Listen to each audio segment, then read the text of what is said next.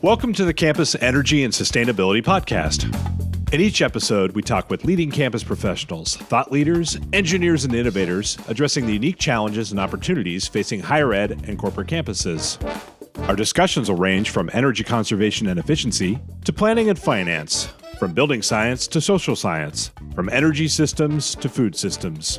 We hope you're ready to learn, share, and ultimately accelerate your institution towards solutions.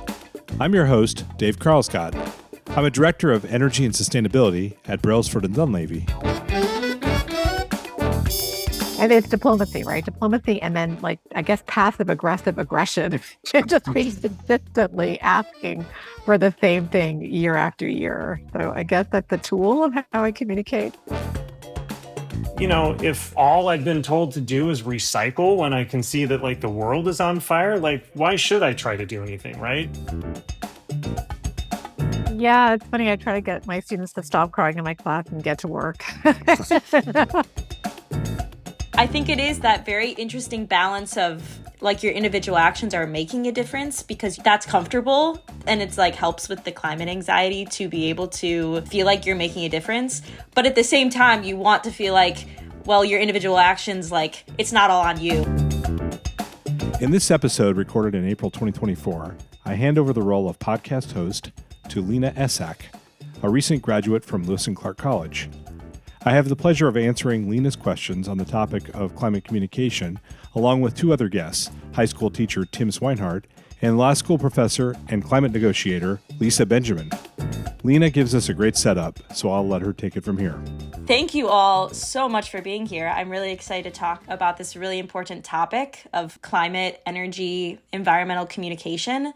I am a senior economics student at Lewis and Clark College. I work in the sustainability office with Amy Dvorak on energy and climate initiatives, and I'm really excited to have this conversation here. Last summer, just to give some background on myself, I worked for a renewable energy company in the community relations department. And then obviously now I'm working with college students and staff at the college. And these groups require very different communication techniques and education techniques. Obviously, climate-related information can be extremely technical, really difficult to communicate. So I'm really excited to hear about all of your experience and your thoughts on this topic. So just to start, if you guys could each introduce yourself, who you are, what your job is or your role, and what climate and energy communication or education looks like in your work. I guess, Dave, do you want to get us started? Sure. My name's Dave Karlsgodt. I'm the Director of Energy and Sustainability at Brailsford & Dunleavy, which is a national firm that works mostly as an owner's advisor to public institutions. So my specific role, I am leading our energy and sustainability practice. So I'm helping our clients, which are largely public universities or K-12 schools or other organizations like that, grapple with either energy questions or enacting climate change, climate action planning, all the way to climate implementation projects of that nature. I'm also building a team where I've got folks that are more broadly sustainability, so building that out as well. And then our firm also does a lot of work with public-private partnerships. So we're trying to get private capital in to do work on public entities. Awesome. Tim, you want to tell us about yourself? Sure, thanks. My name's Tim Swinehart, and I am a high school social studies teacher. I've taught at Lincoln High School here in Portland for almost 15 years. Yeah, so for me, and I've taught about the climate crisis in my social studies classes for at least that long. And so I think, climate communication, I guess for me means or looks like sharing stories, I think largely as a social studies teacher of people who both are affected by the climate crisis and, making sure to sort of story the disproportionate way that plays out in our communities and around the world. In a nutshell, that's kind of what climate communication looks like for me. Awesome. And Lisa? Hi, my name's Lisa Benjamin. I'm an associate professor at Lewis and Clark Law School. And I work primarily in energy, climate change, environmental justice, climate justice. I engage primarily with my students who are law students who are thinking or worrying about climate change. I work primarily in international climate change. I talk to them about the treaty structure and what countries are or are not doing around climate change. And then I also engage with other stakeholders like journalists. So I'm often giving interviews to the media. I used to be involved quite heavily in the UN negotiations, and I still Had a role up until the end of last year on the compliance committee. And so I would communicate with my fellow negotiators.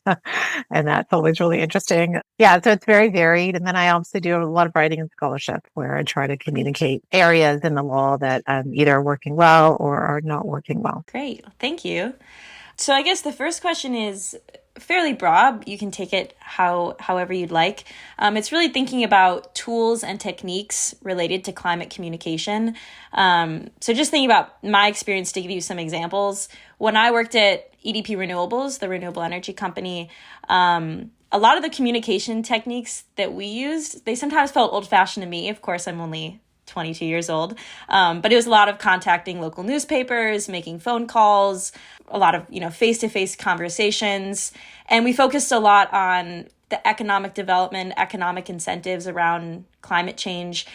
And now at the college, we're printing fun stickers, we use social media, obviously very different forms of communication. And also the students just care about it for different reasons. They're a lot more value and moral focused. So I'm curious about your experience with the audiences that you all work with, what tools and techniques you use to communicate to your various audiences. I guess, Tim, if you want to start, I know you already mentioned storytelling. If you want to talk a little bit more about that or any other specific techniques that you can think of. Yeah, I guess again, confronting this as a social studies teacher, I think has been a interesting, maybe a little bit unique thing, at least in the K-12 setting for me to do over the years, because it's so often that kids get climate education in their science classes. And so I think that early on, it just felt really important to kind of help kids build empathy. The way that the climate crisis was affecting people, again, kind of like nearby and far away. So the storytelling can look like any number of things. It can look like the role plays, the curriculum that we've written. I've had a chance to work with a collective of educators here in Portland and across the country through Rethinking Schools and the Zen Education Project. And so, we've developed a variety of different pieces of curriculum where kids are kind of like put into the place of sharing, the stories of activists. We have one role play that we wrote recently that's about kind of imagining the future. And so it's really looking at like, how do the stories of, say, like someone who's working on houseless advocacy in St. Louis, how does that mesh with an indigenous rights activist in California and, a number of other stories, and they kind of bring those to the table, and then they work from those perspectives to try to figure out what a just and fair and kind of empowered solution to the climate crisis might look like. And, so I guess that gets at something else, which is just the ability that we have to trigger our imaginations when we're talking about these issues, because I think it can be, instantly defeating to look at this issue from any number of angles, right? Whether you're looking at the data, whether you're looking at the lack of progress over the last 30 years. And so I think it's really important for kids to see those stories of people that are engaging, continue to just do all the important work that's actually happening in the world that is just kind of hard to see sometimes. Mm-hmm. Interesting. Lisa, do you feel like you use the storytelling techniques with your law students, or is it kind of a different ballgame when they're older? In a way, I guess I do. So the students that come to my international climate change class often have a lot of anxiety over climate change. And so I try to use different media because we have to start out with the science, and it's really hard but that's really what you need to understand where we are globally. So I try to use some of the videos that the IPCC produces, which are really helpful entryways for them. And then I have a negotiation simulation for them where they're each assigned a country, including oil and gas countries, petrostates, large global north countries. And I come from a small island state. And so I tell them that that's the perspective that I negotiate from. And that's the perspective that I often have. But you have to engage with all these other countries in order to make progress, whether you want to or not. And so students are randomly assigned, including countries like Saudi Arabia, and they have to negotiate on behalf of their country to get the best deal that they can for their country. And they do it with the text that is available for that particular conference of parties for that year. So whatever issue is on the table, or primarily on the table for negotiations, that's the text that they use. And so I sort of force them to really think about the limitations of international law and how you can and cannot use that including through coalitions, negotiating with your fellow students who are also similarly minded and differently minded, and how to come to consensus and how extremely difficult it is to reach that consensus. And so ultimately depends on political will of countries like the United States, where they are, and they have a lot of power in this country. And so I try to kind of let them see that the international regime works so far, and we've made a lot of progress comparatively considering, the countries that are involved. But there are limitations to what the law can do. And so a lot of it does actually come down to political will within certain countries. So that seems to help them kind of understand the realities and limitations of international law and where you can push and be more progressive as well. And they actually have to research their own country, look at their nationally determined contributions of each country to figure out what are the vulnerabilities. And a lot of them are assigned to countries in the global south, because I think it's really important that they understand how many developing countries are really struggling with the climate crisis. So I try to get more active participation from them instead of just sort of telling them what the law says. They engage with it, and they engage with the text, and they have to figure out how you can or cannot make progress in these areas. And I guess for my scholarship, it's more activism based. I really do write a lot about small states and some of the limitations in international law and some of the real struggles and vulnerabilities that these countries are facing. And so that is where sort of much more the activism comes in terms of the scholarship that I write. And then, negotiations they're really their own unique kettle of fish. And I have been working in the Kyoto Protocol compliance mechanism for, I think, 11 years now. So it's been a real privilege to work with fellow negotiators. But it takes a long time to make any progress in that kind of forum. So I've been plugging away at it, but you really have to have the patience of a saint to kind of see the long-term perspective of what you're working for. So, and it's diplomacy, right? Diplomacy, and then passive-aggressive aggression. It just be consistently asking for the same thing year after year. So I guess that's a tool of how I communicate. But, none of my colleagues are surprised that I take that perspective. So. Well, it sounds like the simulation is a very important technique of actually having the students go through it, like not just to teach about it, but actually experience it. It seems like a very effective way of really learning through what you're doing. Dave, did you have anything else you want to add? I know obviously you're doing this podcast, and that's a form of communication. So if you want to talk a little bit about, why you're doing this podcast, that would be awesome to hear. I think there's actually a podcast about why I'm doing the podcast in an earlier episode, so I'll refer you to that one. But I thought what was really interesting is listening to both Tim and Lisa, how similar teaching social studies students and international climate negotiations are similar to trying to convince risk-averse administrators and public institutions to do something. They're scared. They are freaked out. They don't know what to do. And a lot of the work that I've been doing has been trying to figure out ways that I can communicate a path forward that they can A, understand what it is and articulate it, and B, get excited about putting their back into it, because anything they do is very similar. It sounds like Lisa's work is hard and slow, but once things happen, like you go like nowhere, and then massive transition can occur.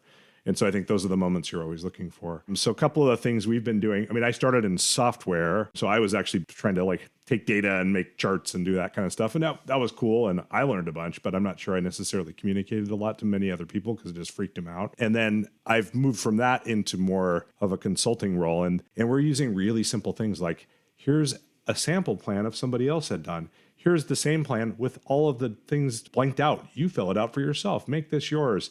But just this is one page. You only get one page. You can't you go down 15 rabbit holes. Things really, really simple like that have taken us a lot of time and effort to figure out what works and what doesn't. It's been about iteration and trying stuff, trying something else, trying with a different audience. Sometimes people take it a different direction you weren't expecting. Sometimes that's great. Sometimes that's not so great. So I've been trying to get my reps up and learn from each type of communication that we're using. Yeah, interesting. The next question is about data. As an economics student, I love data, but I think sometimes it can be really useful in communicating climate-related information. Sometimes I think it can be really scary, especially when it's really technical, kind of what Lisa, you were talking about. It's really hard to communicate really technical information. Or if the data is skewed, that can be problematic. So I think you all work with data in very different ways in your work. So this question is really about how you use data. Are there times you choose not to use it? And if so, why? I guess, Dave, do you want to get us started? Sure. You mentioned data in your last question, so. Yeah, well, I guess one thing that we always end up doing is cleaning up data before I can even get people to do anything. A lot of times they have data, which can be anything from entire complicated, software systems to a single spreadsheet that somebody did, or a student project that they're proud of, but that was kind of like somebody's student project and then they left and they're not even at the school anymore. And so the first step we're always having to do is come in and say, okay, what should it look like? What data are you missing? And how do you pull all that together? And I've always been surprised at how much you can, it's not making up data because you don't want to do that, right? Like you want it to be based in fact, but a lot of times just putting a number in where there should be a number relative to the size of what it should be for decision making, at least, is really the only level of data you need. A lot of times it's the incompleteness of the data that's the problem. It's not the granularity of the data. Like if they know generally how much electricity they use, that's enough to talk to an administration about getting a renewable power purchase agreement. They don't need to know the 15 increments of their last 10 years, for example. Like there's different uses. Like if you're running a power system, you need that level of detail. If you're making a business case, you really don't. I mean, it needs to be credible, but it doesn't necessarily need to be like super, super accurate. And so a lot of times I'm filling in a number and then we're trying to make it better or correct it or prove it's right, as opposed to like waiting until it's right before we put it forward. So I think that's one thing I've learned about the use of data in communications, maybe if I tie all that together. Mm-hmm. So you're really working with a lot of raw data in your work, like. Yeah, I mean, we'd use like utility bills, we'll use financial models, we'll use financial budgets, capital budgets, historical purchases, gross square feet of campus size or number of students, or, there's a bunch of different things and they're all in different places. They're all in different formats. So a lot of times we're just cleaning it up, putting it in a more of a storytelling format so that you can do something useful with it. And what we're doing with it is trying to get a group of people to coalesce around ideas so ultimately they can be creative, with what to do about it, as opposed to just wallow in despair that they haven't made progress, which that happens too. Mm-hmm. Yeah. And Tim, I think you'd mentioned kind of storytelling as being data. Will you speak a little bit more about that? Yeah, I was thinking about how to talk about that. And I think one of the things that comes to mind is the Marshallese poet that I've used in my classes. Her name is Kathy Gentnell-Kitchener, and she's a climate poet. And she kind of like came to prominence by speaking at a UN climate conference probably a decade ago. But she has a poem that I use with students called 2 Degrees. And the whole point of the poem is to kind of look at various statistics that represent the way that the climate crisis is affecting, specifically her home in the Marshall Islands. The whole time she's trying to personalize the numbers and the data, right? And so like she uses her daughter to start with, and she talks about like what a difference 2 degrees can make with a child who has the difference between a 99 degree temperature and 101 degree temperature, right? And really like making an effort to humanize them, because I think, I do think it's easy at the levels of bureaucracy where negotiations and attempts to address the crisis have failed in so many ways for decades now, that it's easy to kind of lose sight of what these numbers represent, right? And so for me, I think that's something that I'm always really making an effort to do. And, and something like her poetry, I feel like can do that really strongly. And then, one of the ways that I have students respond to that is to then write their own climate poems, kind of trying to like connect their own stories and their own personal worries and concerns and issues into the poems that they write. And so, yeah, I think that's just, I was trying to remember the quote. I can't remember it, but it's something along the lines that the mark of a truly civilized person is someone who's brought to tears by statistics. And that's, I think, in some ways what I'm trying to do in my classes. Not to make students cry all the time, but yeah. Yeah. Noam Chomsky. He gave a talk at Lewis and Clark during COVID, like an online talk, I remember. I hope it was Noam. Lisa, do you have anything you want to add about the way that you use data in your work? Yeah, it's funny. I try to get my students to stop crying in my class and get to work. They said, no, I'm too you and I have to talk. So a lot of the data that I work with is climate science data, and the IPCC, I think, tries to do a good job making what they call summaries for policymakers. And I use those reports, my students read them, and I try to choose the graphics from those reports quite carefully to use graphs and maps that are actually easier for them to figure out the differences and what the overall picture really looks like. There's a lot of graphs that they use in their reports, some of them that I find challenging. And the IPCC generally uses what they call calibrated language. So you have to understand the key to what that calibration actually means before you can start figuring out what it says. So it's a process, but I think it's really important for them to engage directly with those texts. I guess similar to Tim, there's a graphic that I use quite a lot that shows the difference between 1.5 and 2, which is a huge critical negotiating point for small states and other vulnerable countries. And that graphic looks, I point out certain parts of it, and one of it's like at 1.5, we'll lose 90% of coral reefs. At 2 degrees, we'll lose 99%. And I was like, that is all horrible, but that 10% actually is really critical for a lot of countries. And so I try to pick and choose the graphics that are digestible to them. And then I try to dig into the data a little bit more because they will all come saying China's the largest emitter. And I'm like, yeah, they are today, but let's look at historic emissions. And so I try and choose graphs that show the historical emissions of global north countries, tie it back to wealth creation and why developing countries are so clear about the lack of historical responsibility of global north countries and why, they really need to think about where those emissions, like who's responsible for those emissions in China. So a lot of them are manufacturing goods that are consumed in the global north. And so let's talk about consumption because that is a big deal, right? So I try to dig below some of the statistics that are there just to make it clear to them that there's a lot of inequities, even among the data that we find. And you have to understand, and of course, from global north country perspective, they're like, well, we're doing, we're not responsible for the largest share anymore. So why should we be responsible for it? So they have to understand each country's perspective behind the data to understand why we are at such a, difficult juncture to make progress.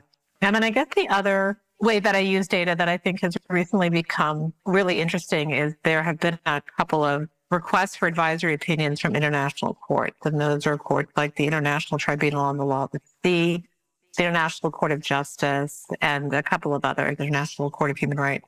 And I've been involved in 2 of the briefs written by NGOs to those courts. And part of my job was to actually look at the climate science and try and translate it and link it to legal obligations for judges that don't really work with climate change at all. And that's actually been a really interesting exercise. We've obviously had climate scientists review the legal brief, but it kind of illustrates to me once again why I use climate science so much in my classes, because you end up doing this kind of work and, the people who are making these decisions about these advisory opinions need to understand the context within which we're working. And you only understand the context and the vulnerabilities and the harm caused to countries by understanding where we are with the science. And so it's actually been a really interesting and tough exercise to figure out what to pick and choose from the data that will, give the judges the perspective of the rest of the legal arguments that you're making. So, Lisa, do you find having law students, people must come from really different undergraduate backgrounds, that maybe some people do have more technical, scientific, or mathematic, whatever it is, that they understand the data easier? Do you have a broad range that makes it difficult to pick and choose data? We do have a broad range of students that come to us, but a lot of them have actually done environmental studies or environmental science before they come to law school. I actually find that more and more of them have because they really want to do environmental law. So that's actually really helpful. But I don't have a science background. I've had to learn how to interpret IPCC reports, and you learn by doing, right? You just have to really dive into the report. So I encourage them just even if it's shocking at the beginning and the writing style is very different than legal writing style. And, there's a lot of data and statistics. You have to work with that. And it's the same if you're going to be a commercial lawyer. You have to understand business statistics and profit and loss. So, you have to engage with it. Yeah, very interdisciplinary. Well, this next question I have is, I think, a pretty important one, especially being myself part of the generation that feels like climate really affects our future. And I think we all feel, well, not all, but me and a lot of my friends really feel the responsibility to save the planet. It feels like it's placed on us. I think this is in part driven by this like doomsday approach of kind of scaring people with climate communications. And I think it can in some ways encourage people, but in other ways can leave them feeling really disempowered, like our individual actions don't make any difference. So I'm curious how you guys use this doomsday scenarios, maybe more negative approaches in your work, if you do it all, and how you kind of communicate this really scary stuff and then could still do that and being able to motivate or support your audience to make a difference and feel like their small actions are making a difference. So another kind of big question, but this one's really important to me. So I'll be really curious to hear. Tim, if you want to start, I'm curious how you deal with this with high school students, because I think they're the youngest generation that you work with directly, at least among the four of us. It is. It's such an important question. I think my approach to teaching about these issues has changed over the years as a result. I feel like 15 years ago, when I started, it felt like I was just trying to help students see and understand that there was a problem to care about, because it wasn't showing up in the way, especially in our lives, right? Like here in Portland, for example, that it is now. So it kind of feels more like my job as a high school social studies teacher, kind of addressing this issue now, is to help them kind of see and believe that there's a world worth saving, worth caring about in the future. Because I think what I see so often is kids that are just kind of, like you said, these doomsday scenarios are they show up so easily in films and books and in real news too. Like if you really like dig into this and let yourself sort of immerse in what's out there, I think that's a very like reasonable place to end up. I think that what I'm trying to do, one, is to really help students see all of the various social movements that are out there that connect to the climate crisis. When I say social movement, I mean that can look like people who are in the streets with signs. They're at the IPCC meetings, they're in Washington, and that's sort of our standard, I think, definition of social movements. But it can also look like so many community activists that are finding ways locally to dig into working on regenerative local farming, or just a variety of approaches to, dealing with houselessness, right? These are all climate issues. You mentioned kind of taking an interdisciplinary approach.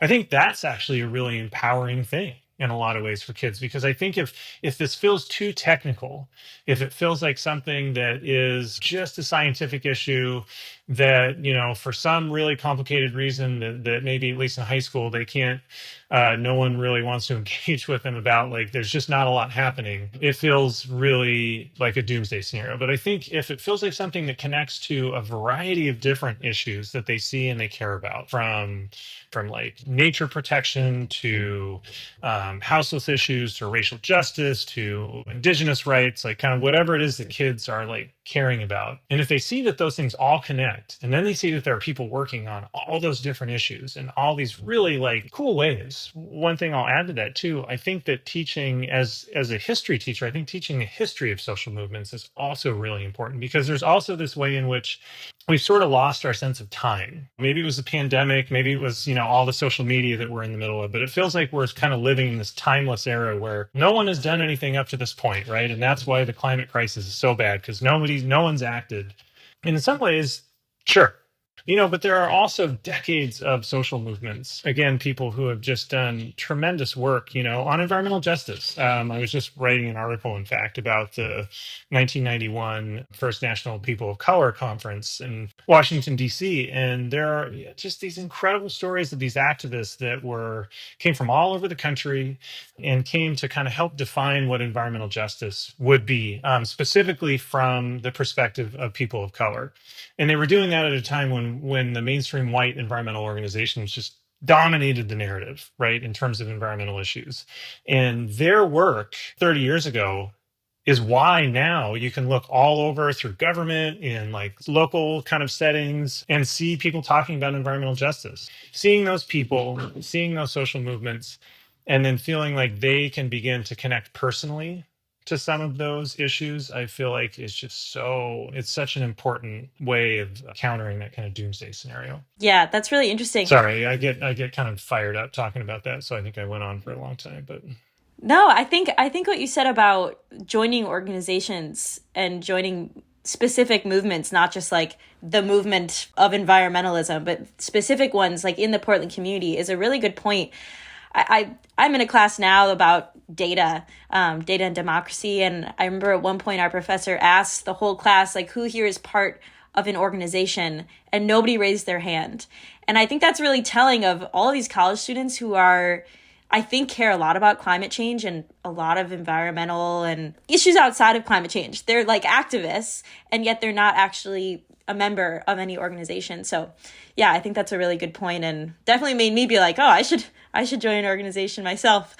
Dave or Lisa, do you have any responses to that? I'll take one. I have the joy of working with lots and lots of universities, so I don't ever have to use doomsday scenarios to, I'm not the one leading off of that, because I usually have entire student organizations like storming the president's office before I even show up. I think I've learned on how do I channel that? How do I take the passion that's in that, which is really, really powerful, and turn it into something that can actually get policy or infrastructure or the things that need to come out of that from a decision maker to happen. I have joked, I think, even on this podcast about saying things like, I wish I could get the students to say things like, we demand low temperature hot water in our pipes, or something like that, which obviously they're not going to do because they have to have the technical knowledge, to some of Lisa's points earlier. What I am having some success with is making sure that the student voice provides the moral clarity to the leadership at the right points when we're trying to make the big pitch. Because if you have a student present something like that and you arm them with a compelling, coherent business case, yeah, you're no stopping. That's like the superpower of students. Yeah. Lisa, do you have anything to add? A few years ago, I realized that a lot of my students were showing up with a lot of eco-anxiety, and they were coming to a climate change class, obviously having some background and information on it. And I was using this video. It's by Yale Climate Connections, called The Emotions of Climate Change. And it's actually great. It's a couple of climate experts who, like me, would just launch into the science and be like, this is what's happening. And like not recognizing that you're freaking out your entire class. And then I just leave, right? Okay, reading prediction. And so it's a great video where, people who work in climate change have to recognize, particularly if you're dealing with the general public or students, that you are inspiring a lot of fear and anxiety that they probably come to the conversation with anyway. And this video is great to recognize like the shame and the emotions that you might feel with climate change, and recognize that it's normal to feel that. It's actually good to feel that. And you have to recognize and name it, because as we move through the class, you will learn more and more about the vulnerabilities of specific countries. And so I think that I play that in the very first class. I'm like, this is how you might feel throughout the semester. And I want you to recognize that that's okay. And, you're going to have to manage that and not ignore it, because it's a healthy, normal reaction to, some of the information that you're gonna hear. And so I think that tends to help starting off a class like that. And then often students will kind of individually come to me if they're really paralyzed by it. And I remember reading a report by, I think it was the American Psychological Association, that, if you go to a doomsday scenario, the reaction is often is apathy, right? Like, there's nothing we can do about this, so we might as well not try. You obviously can't be overly optimistic, because that's inaccurate and unethical. And so you kind of have to try to be honest with the students that this is the reality that we're facing, and these are the potential trajectories.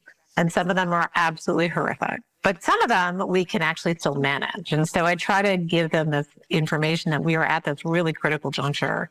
And if we don't take action now, then, things could get really bad really quickly. But we are at this juncture and we have to take action. And then I try to kind of convince them to empower themselves. I mean, they are American voters. There's very few more powerful people in the climate crisis than American voters. I mean, that's the sad reality of international negotiations. And I'm like, you have all this power. Please tell me that you're using it and you're making decisions appropriately in terms of how you are voting and your consumption lifestyles. And, it's not all on you. but a lot of it is on politics. And so like Tim, I started out in this work when climate denialism was absolutely socially acceptable. You confront these views and it was like, I don't know how to, I don't know how to deal with that. And sort of now, though, I am very, saddened by the lack of progress that we've made, at least the sort of outrage and the anger. And yes, there's despair, but I try to get my students to focus on the energy of the outrage to take action. Like use that emotion to actually make things better, as opposed to falling into doomsday and despair, because who did that help, right? It's not, it's not going to do anything positive in the world. And so that's how I try to craft the obvious emotions that we all feel about it. Yeah, you talked a little bit about how this has changed over time. Do you really feel like the way that you've taught your classes has, in terms of this like doomsday scenario, was that really different 10 years ago than how you're doing it now? Or is that just from what you've learned? Or is it really because like the way we talk about it has really changed? Yeah, I mean, it's been about 15 years now that I've been working in this field. And even the IPCC reports, their language has escalated in terms of, certainty to inevitability. And so as the science evolves, behind the science, sadly a bit too behind the science, the sort of language and social discourse has evolved as well. And, we are seeing more and more extreme events, which, people sometimes are connecting to the climate crisis as well. So I think in the past 15 years, I have definitely seen a shift in attitudes by students around climate change and a lot more anxiety around it, which I think is natural, given the information that, we're all digesting and the events that we're all living with. So I have certainly seen a shift. It's not like all of a sudden we've overcome opposition. That's not what I'm saying. But, it's just the way that the conversation works now is different. Dave, I double down on that because I think in a lot of the work we're doing, people hire us often for a climate action plan. So at that point, if you get hired for a climate action plan, they've recognized that there's a thing that they want to do. But in some cases, I'm hired for other reasons that have to do with energy and aren't really to do with climate change at all. People don't deny, they just don't want to talk about it, or they just want to imagine that the thing they're doing is good and it's great, better than it used to be, or they'll kind of give you language like that. And I think what I've come to realize is adults are just as freaked out as 22-year-olds or 15-year-olds, like in my house. They just have developed more different ways of toxically behaving when they get freaked out. I think maybe it's a good way to put it. And so, the nice thing about youth is you're still open to trying to figure it out. You're not imagining that you have it all figured out. But I think once adults get to that stage, they act in really sort of almost predictable, but fairly toxic ways, reacting to that fear. And so I think in my work, like I said, I don't have to play that card ever. In fact, I usually am probably a little overly optimistic in the business case type language that I'm using, because they're already freaked out. I'm trying to pull them out of that. My personal view is I think or if I'm talking to a person one-to-one, you have to come to grips with it at some level. Yeah, it's terrible, and I'm choosing to get out of bed in the morning still. What choice do I have? And I've heard people in, some other social justice movements kind of say that, if you were black in 1950 in the South, you didn't have a choice. It just was, and so, just because we're used to being able to have a choice, we don't, and even in this country. So I think it's more just focusing on, I have limited time. I don't have time to give another one-on-one on how terrible things are. Let's just go and figure stuff out is kind of the attitude that I take in my work. But that's not to say that everybody should do it that way. That just fits for the place where I'm at and the work that I'm doing. Right. Because everyone kind of comes at it like they've already established that they care about it. Yeah, or that them caring about it is irrelevant to whether we're going to do anything about it. Maybe is a different way to say it.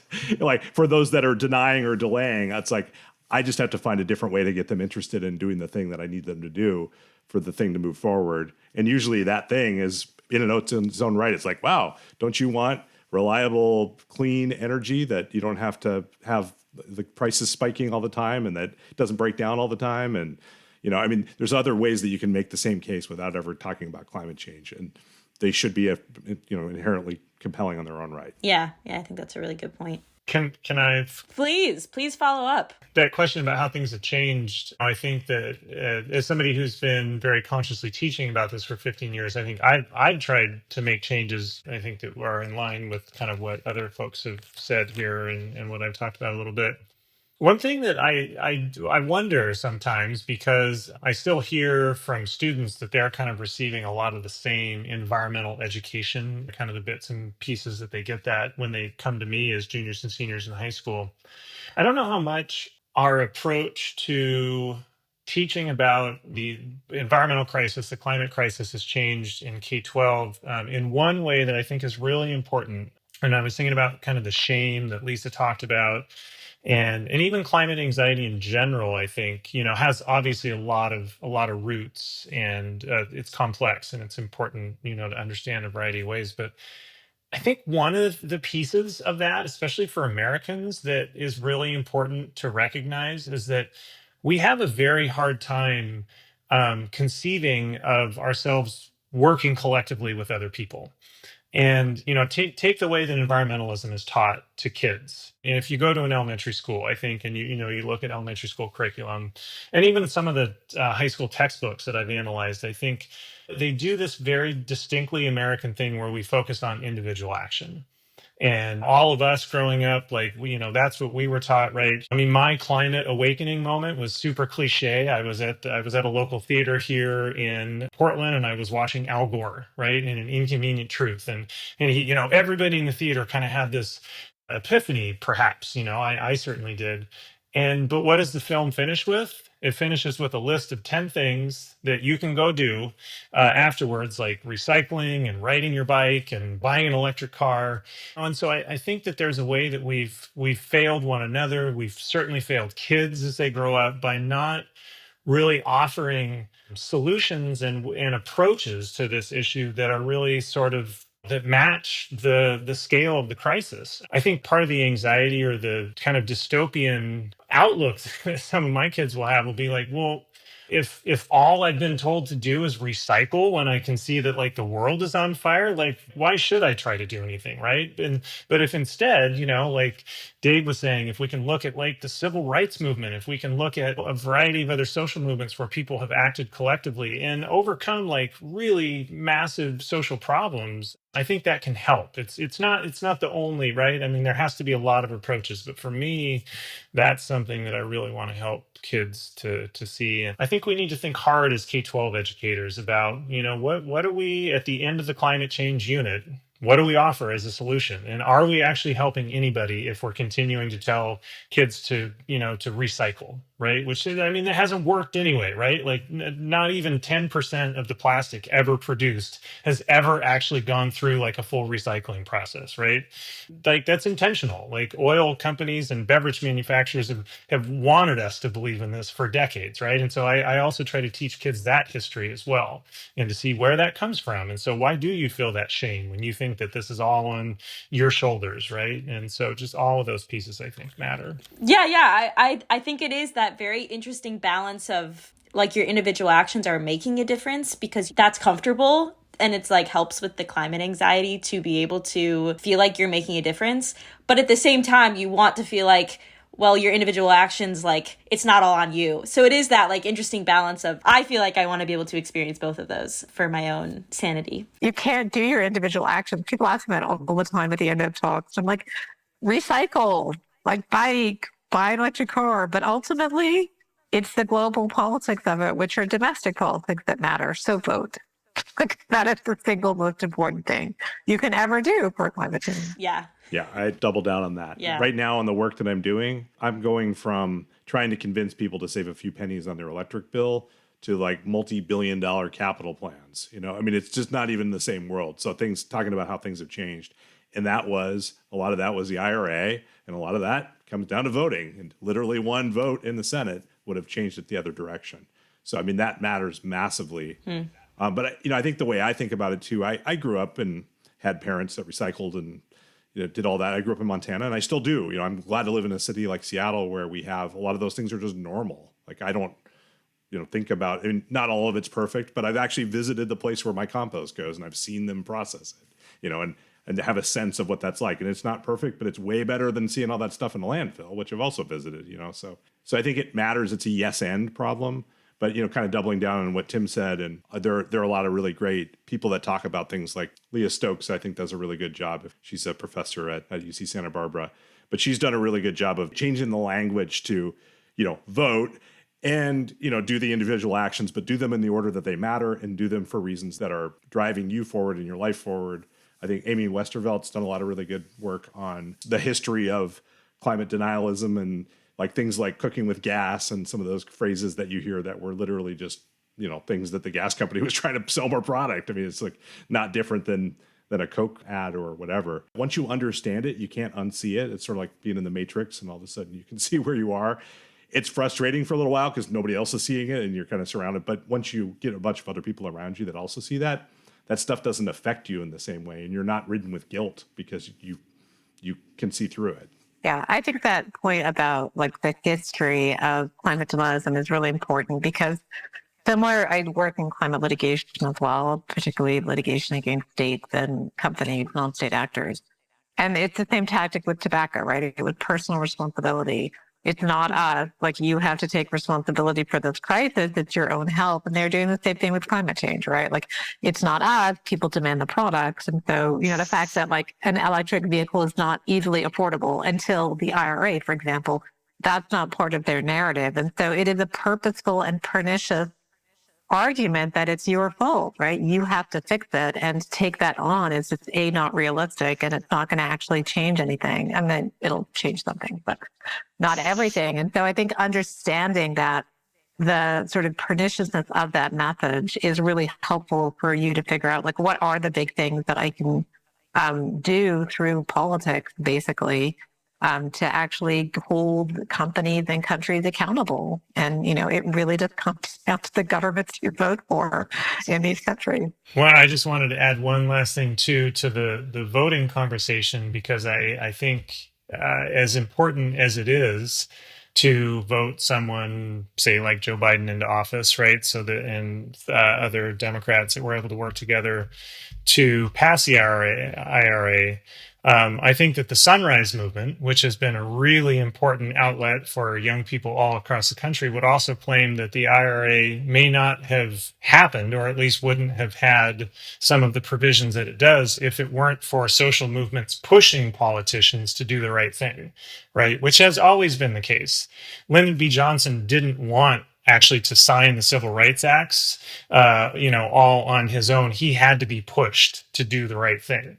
And that has always been the case for any politicians, I would say, that have helped to make history, is that they have had people in the streets, in the halls, in their offices, wherever it is, reminding them, hey, this is why we voted for you. This is why you're here. And we expect you to do the right thing. Amen. Yeah, amen to that.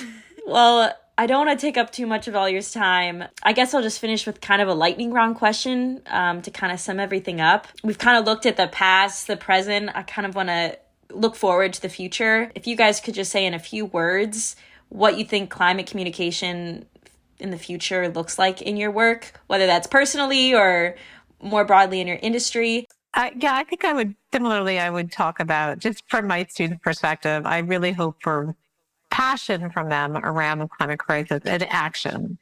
And again, not the personal action, but like passion that translates into positive actions that actually fulfill change, which is what we need in the next 10 years, 8 years. Yeah, and I guess I would second what Lisa just said, and I think what I have the last few years have really been focused on is imagination, and really trying to help students to try to help them imagine the world that they do want to live in and that they're willing to fight for. Because I really believe that we have to be able to see that to sort of have the hope and the desire to work for it.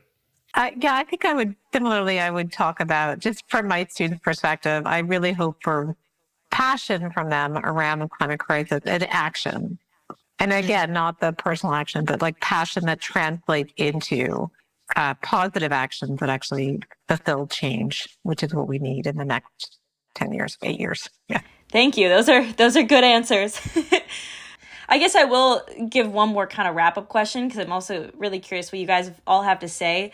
I'm curious, what are some things that you point people to in your work with the audiences that you all work with when people want to learn more, when they want to do more?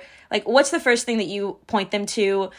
For teachers, I always point them to the Zen Education Project. It's kind of like a hub for created social studies, kind of social justice related curricular materials. And there's a teach climate justice component of the Zen Education Project. And I would be happy to share the link. Yeah, that'd be great. We'll definitely link that. I think when this gets posted, that would be awesome. I'll name two. One just that got me into this world at all was like reading the World Resources Institute annual report, the documents, which is kind of like probably some of what Lisa gives to her law students. I found it to be fascinating reading, but it was more accessible and a little less dense than some of like the IPCC stuff. The one that I've absolutely must call out would be the Energy Transition Show by Chris Nelder.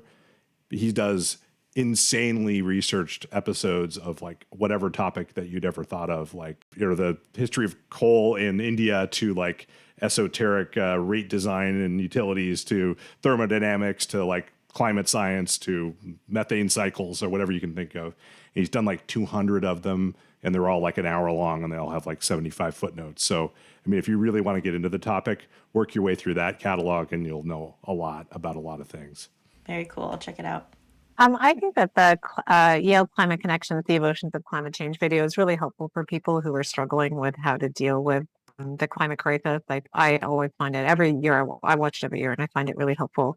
IPCC videos, they're on the website. So instead of the report, like watch the videos, they have like these little snappy, like the music is very inspiring, and they have these sort of snappy statistics that you can have a look at just to give you an overview of where the science is very obviously briefly. Climate Action Tracker is a great website if you're interested in what countries are or are not doing.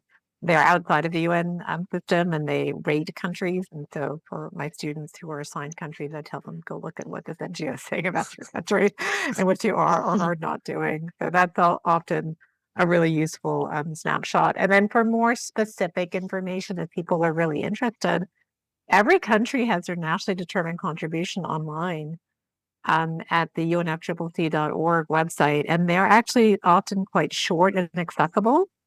The countries write them and say what they're doing, and I have my students read them, obviously, for the countries that they are in. So if you actually want to see what a country is saying about what they're doing, and then look at the Climate Action Tracker website to see what they're actually doing, it can sometimes be a nice contrast between the two. So the reason they're public is because we push as negotiators to have this information in the public so people can read it and, you know, find out what countries are saying and then have a look at what they're doing. So please read them.